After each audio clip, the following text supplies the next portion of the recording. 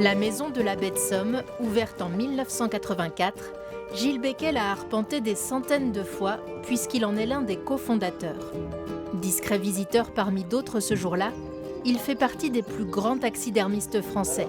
La quasi-totalité des oiseaux exposés ici est son œuvre. Grive Mauvis, jet des chênes, huîtrier épi. Dans ses vitrines, il a mis en scène plus de 350 espèces. Une passion pour les oiseaux qu'il a pris tout petit.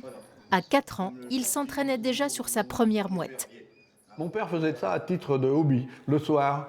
Et à chaque fois qu'il naturalisait un oiseau, ce qui était 1 ou 2 fois par semaine, je refusais absolument d'aller me coucher si mon père n'avait pas venu faire voler au-dessus de ma tête l'oiseau naturalisé. Si aujourd'hui les mains sont moins assurées et le regard moins précis, Je sépare la peau de la dépouille de l'animal. une équipe de France 3 avait filmé Gilles Becquet à l'œuvre dans les années 90. Sur cette fibre va venir s'apposer l'armature de fil de fer que nous allons réaliser ensuite. Des oiseaux, Gilles Becquet en a naturalisé près de 10 000 au cours de sa carrière. Il a notamment contribué à la collection ornithologique du Muséum d'histoire naturelle de Bourges.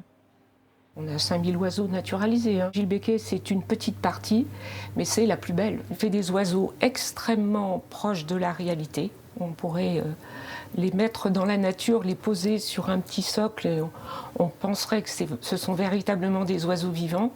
Et il est fait aussi de manière posée, apaisée. Pédagogique et créatif aussi.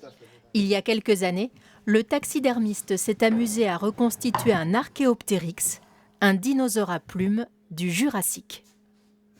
Et voilà, ça c'est le fossile d'origine. C'est l'empreinte telle qu'il a été trouvé en Bavière. Il y a de la peau de cormoran africain, le dos ici entièrement, et griffes d'épervier que j'ai collées sur l'animal. Et là, c'est une tête de lézard sculptée. Mine de savoir et d'anecdotes, Gilles Becquet vient de fêter ses 80 ans au milieu des oiseaux qu'il aime tant. Quand je suis né, je me demande si je n'avais pas des plumes déjà.